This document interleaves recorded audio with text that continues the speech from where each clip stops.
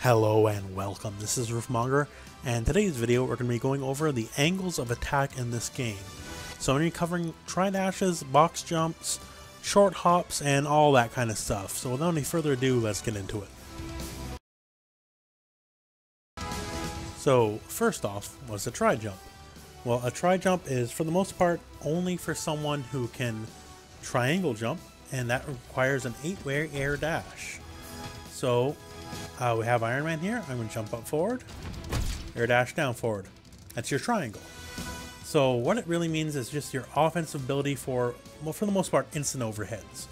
So I can go like this, and that's an overhead from, you know, roughly this far away.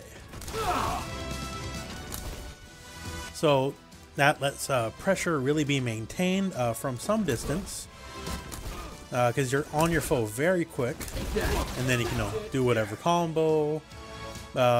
If you are closer to your foe, you generally want to up back while you're doing it.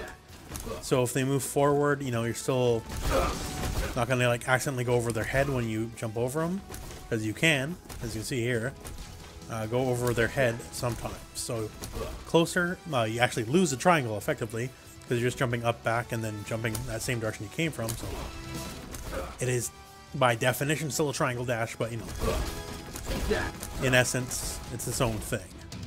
But yeah, so this is pretty much the exclusive territory of the 8-way air dashers. There is other people who have instant overheads, and we'll go into that in a bit. But the tri-dash, as it is for the 8-way air dashers. Now, next up is the box dash, named so for shape. You see here, we jump up, we dash forward, and we land, thus a box. So this is available to anyone with an air dash, and they can do this and do an attack afterwards. Now, the main goal of a box dash is to land, cross up, hopefully, or land in such a way that you don't know what your attack will be cross up or not. So if you don't know, how is the enemy going to know? Now, only generally people who have cross-ups can really benefit from the box dash. If you don't have a cross-up, then it's just a way to get in, which, you know, in and of itself is not bad. It's certainly, you know, valuable to get in from an air dash, but the best use of the box dash is to quickly cross your foe up, and you can get a combo. So obviously you can do it from like an up forward or an up back. It's not just strictly up. So if you up forward, box dash, your box is slanted, so it's like, you know, your Amazon package came and broke or something like that, but it's still, in essence, a box dash. And the last bit we're going to quickly cover before we get more in depth is the hyper hop, which is any super jump in which you then hold down. So if we super jump and then hold down, you see here, we're much lower to the ground than normal. In fact, we're so low to the ground, we're actually lower to the ground than a regular jump will take us. For some people, like Ryu here, he's got no air dashes, he's got no fly, he's got nothing.